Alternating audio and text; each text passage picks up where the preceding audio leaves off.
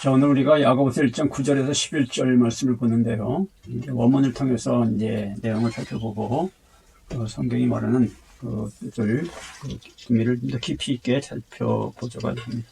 우리가 이제 원문을 통해서 보면은 이제 번역 성경을 통해 안 보아 있는 그런 부분들이 보이고, 또 성경이 말하는 더 깊은 의미를 찾을 수가 있어요. 번역의 한계를 이렇게 뛰어넘을 수 있다는 거죠.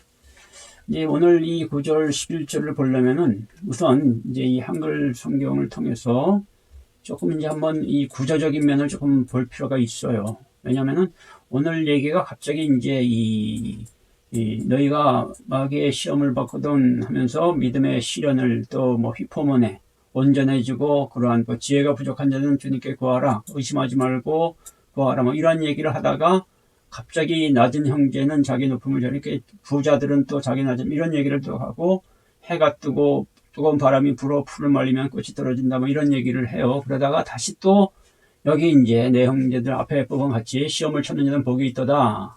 시련을 견디는 자가 자기 상대에게 멸관을 받는다. 사람이 시험을 받을 때 시험에 대한 얘기를 하거든요. 그러면은 이제 요게 우리가 이제 이거를 볼 때, 오늘 본문을 볼 때 그냥 보면 안 되고, 요 히브리 사람들의, 이 히브리서는 이 야고보가 쓴 성경이에요. 야고보서가, 야고보 사도, 예수님의 동생이죠. 그리고 야고보 사도는 예루살렘 그 교회 이제 총회장 그런과 같은 그런 일을 했었는데, 그 여기 12지파에게 보내는 편지예요. 그래서 이거는 유대인 크리스찬들에게 보내는 거예요. 헬라인들이 신자가 아니라 유대인 크리스찬들.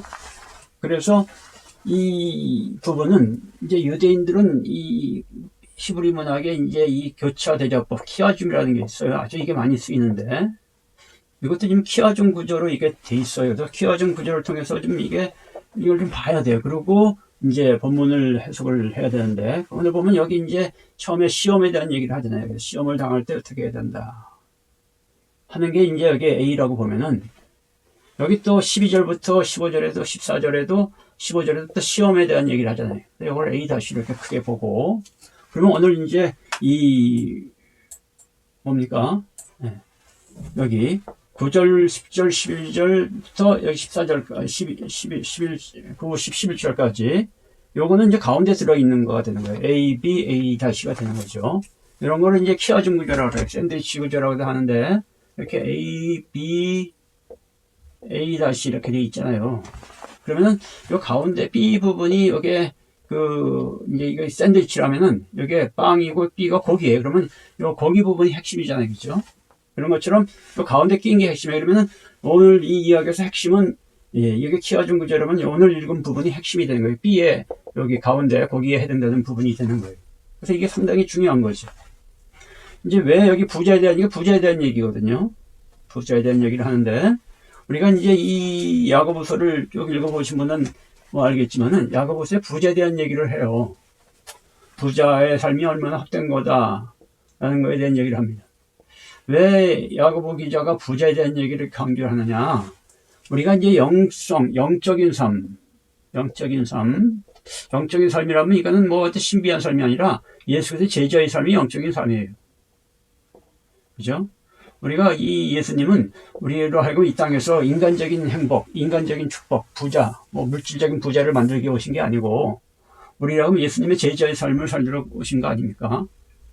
그래서 이 제자의 삶이 이제 영적인 삶이고, 이게 이제 같은 얘기인데, 이 제자의 삶, 영적인 삶을 살려면은 이 부자, 물질하고가 이게 대비가 돼요.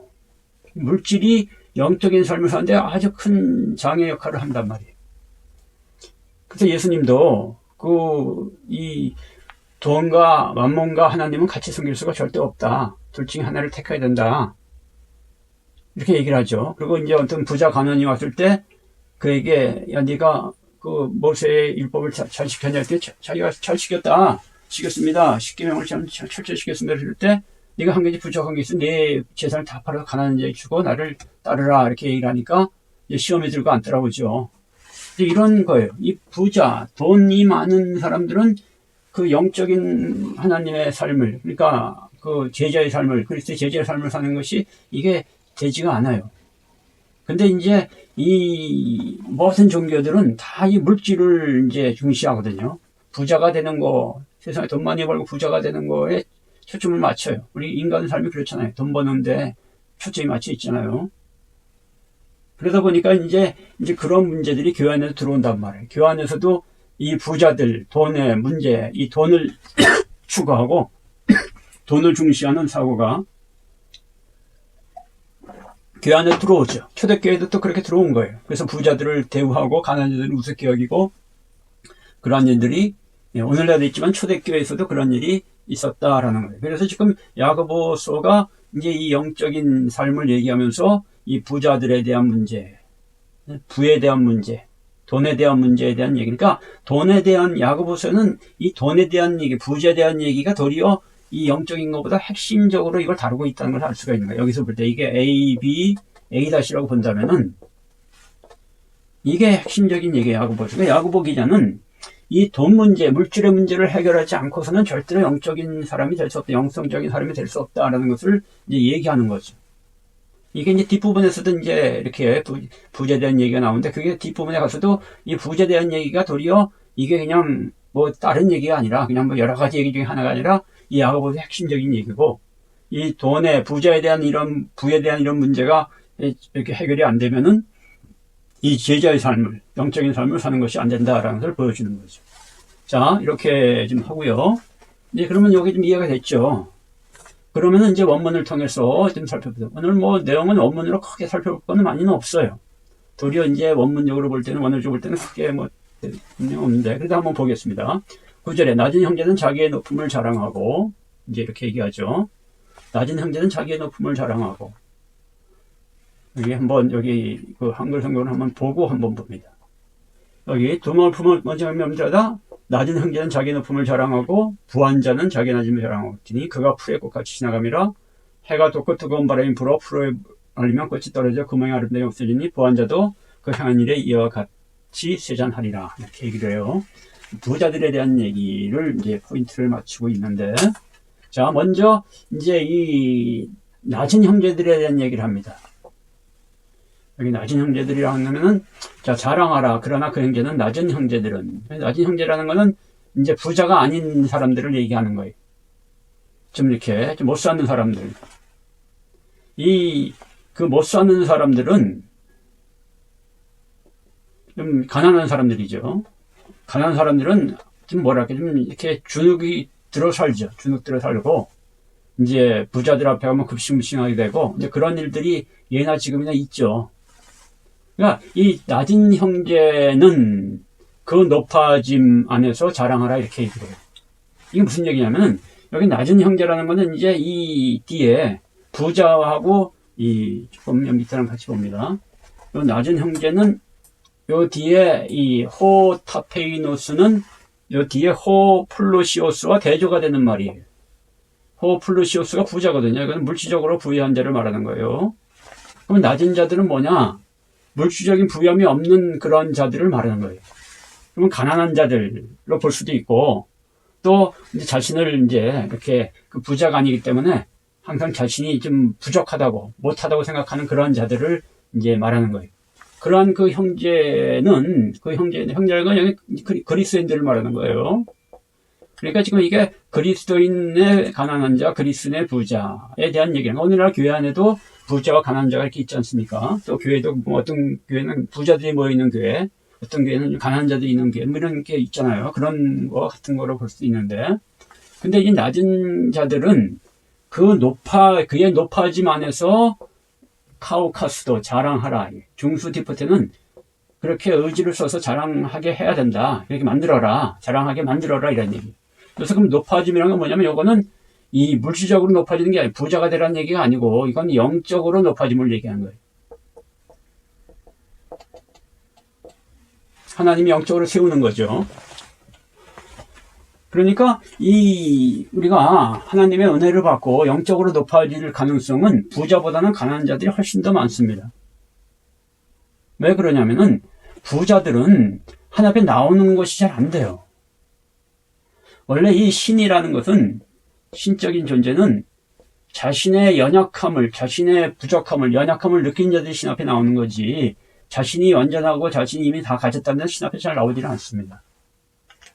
그러니까 이 부자들이 이 하나님을 믿는 거는 그냥 허세 또는 종교적인 어떤 신앙, 또 죽어서 천당 가기 위한 어떤 보험을 들어놓는 거, 뭐 이런 것이 될 가능성이 높아요. 실제로 살아계신 하나님을 필요로 하지를 잘 않는 거죠. 근데 이렇게 낮은 자들이 이제 하나님 앞에 나오면은, 자, 이제 그러면 하나님은 그 낮은 자들을 어떻게 하시느냐? 그를 높이시는 거예요. 높이신다는 것은 그를 영적으로 높이셔서 그를 이제 이 땅에서 하나님 나라의 어떤 이 리더로 세우시는 거죠. 그래서 너희는 왕 같은 제사장이다 그러잖아요, 베드로 기자가. 베드로도 이제 이 히브리 사고를 갖고 히브리인들에게 베드로서도 쓴 편지인데, 왕 같은 제사장, 이 왕 같은 제사장이라는 표현은 이게 어마어마한 얘기예요. 그죠? 제사장과 왕을 플러스 시켜놓은 거잖아요. 이 영적으로, 신앙적으로 가장 높은 자와 또 세상에서 가장 높은 자를 합쳐놓은 게 왕 같은 제사장이란 말이에요.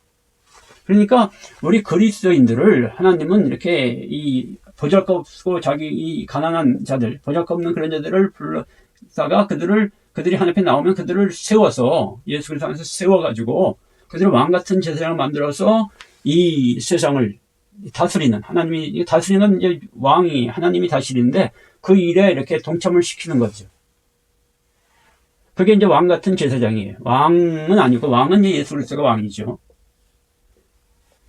자, 그래서 지금 이제 그렇게 되는 것 때문에 너희가 낮은 자들은 그 높아짐 안에서 너희가 자랑해야 된다 이거예요. 자랑하더라. 그러니까 우리가 내가 이 물질적인 거에 부족하고 또 여러 가지 부족하고 뭐 그래서 주눅들지 말고 그리스도 안에 들어서 높아지는 그것으로 인해서 너희를 자랑하는 그러한 사람이 되라는 거예요.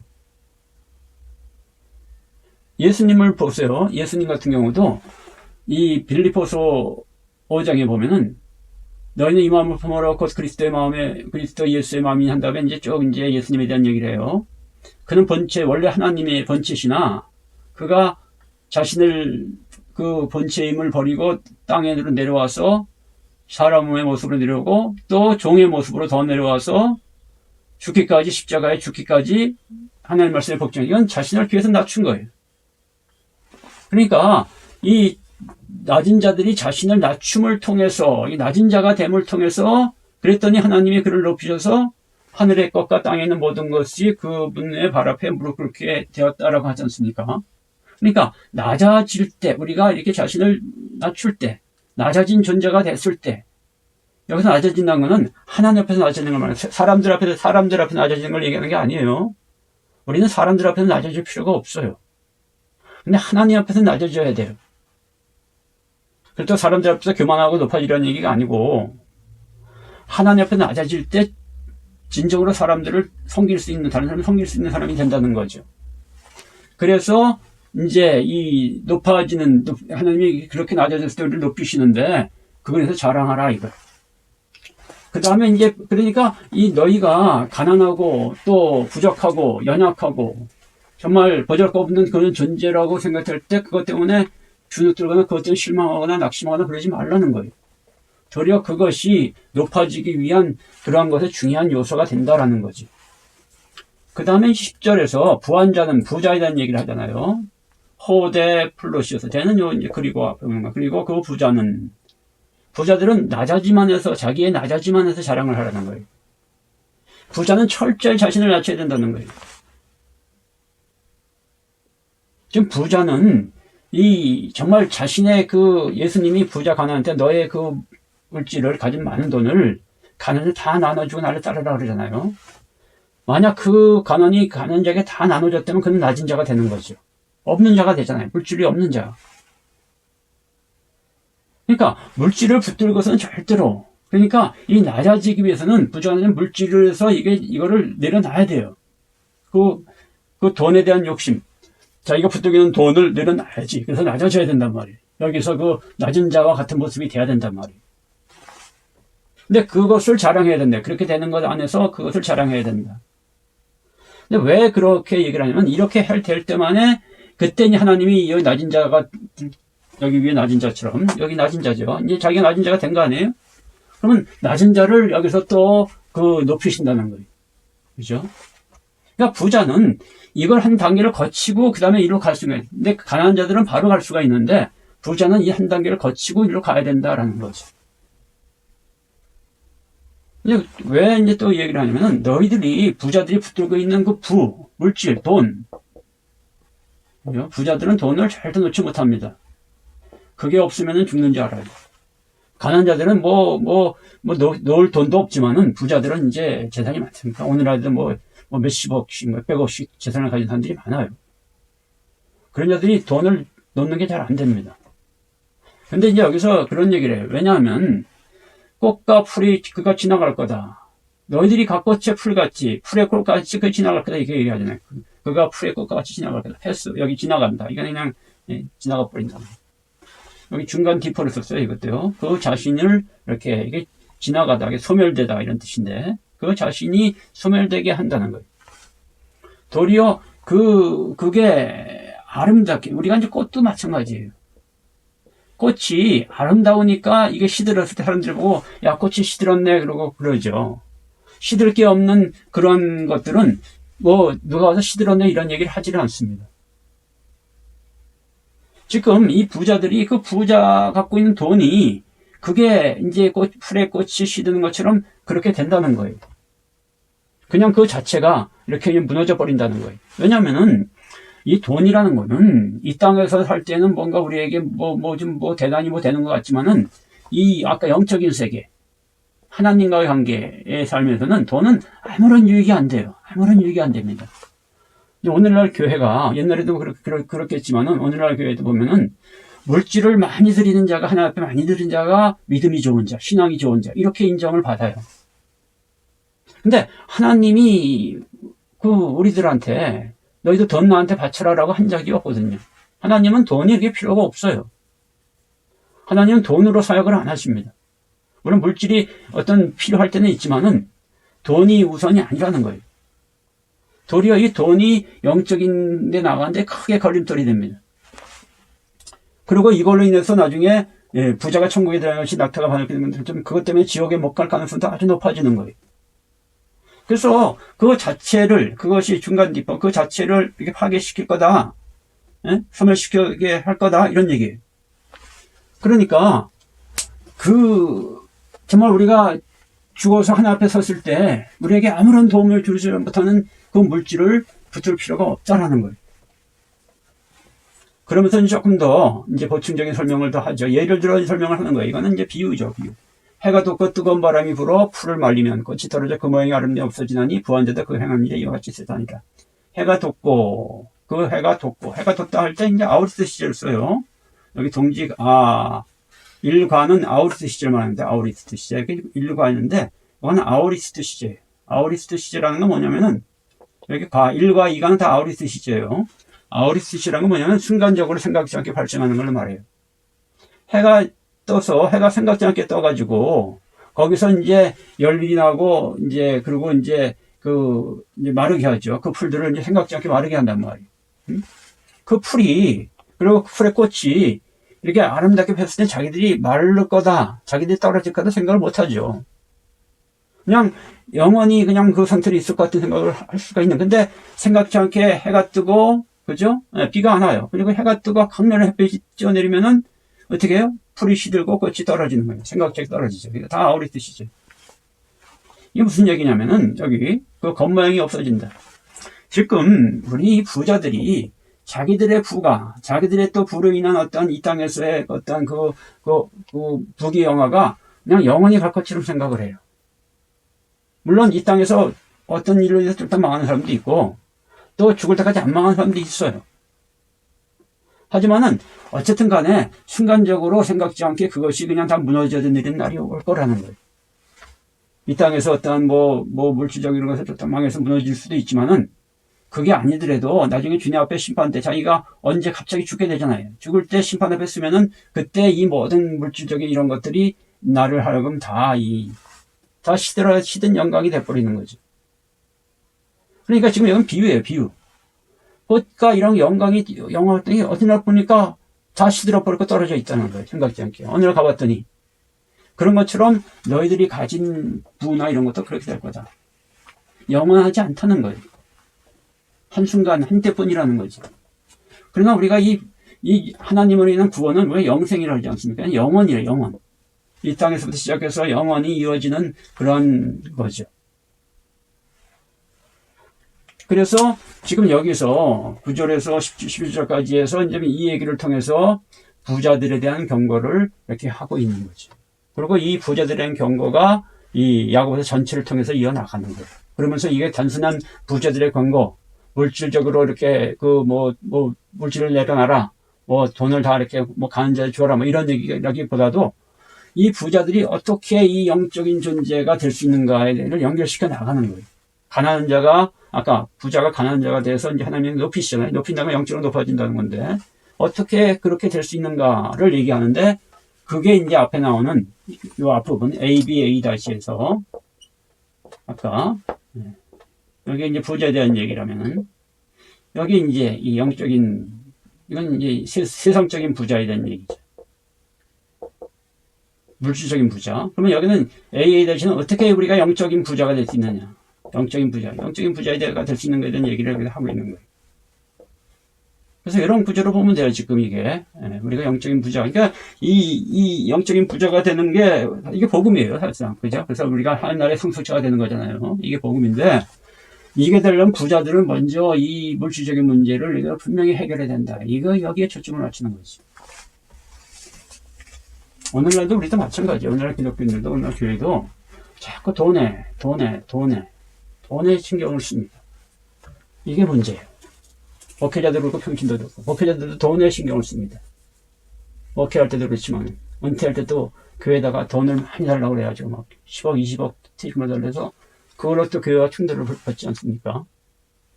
이런 모든 문제들, 이게 이제 이런 문제들이 지금 야고보서가 다루고 있는 거예요. 돈이 아니다, 물질이 아니다, 부자가 아니다. 이게 기독교 신앙은 이게 아니다라는 거예요. 진짜, 하지만은 이 부분이 해결이 안 되면은 이 영적인 부유함, 영적으로 부유한 자는 될 수가 없다라는 것을 얘기하죠. 자, 오늘은 여기까지 합니다. 지금 이제 이 야고보서에 대한 이 틀이 좀 잡히지 않습니까? 이 틀을 오늘 잡는 게 서론 부분이에요. 서론 부분이기 때문에 이 틀을 잡는 거, 1절부터 이제 여기에서 뒤에까지, 이제 여기 서론, 아까 보면은, 여기서 보면은 이제, 여기까지가, 1절부터, 여기 1절 15절까지. 여기까지가 이제, 서론이라고, A 부분, A 이 부분이 이제 야고보서 서론 부분이라고 볼 수가 있어요. 그래서 우리가 이제 이 서론 부분, 다음번에 여기 이제 12절부터 하면서 이제 서론 부분에 대한 부분을 좀 더 분명하게 이제 설명을 좀 할 텐데요. 그때 이제 좀 언어적인 부분을 좀 통해서 좀 더 이 서론, 그러니까 모든 이 글은 이 신약 성경의 모든 글들은 다 서론이 있어요. 서론 부분을 잘 이해가 돼야지 본론이 이해가 됩니다. 그래서 우리가 오늘 이제 이 부분을 살펴봤습니다. 자, 오늘 수고들 많았습니다.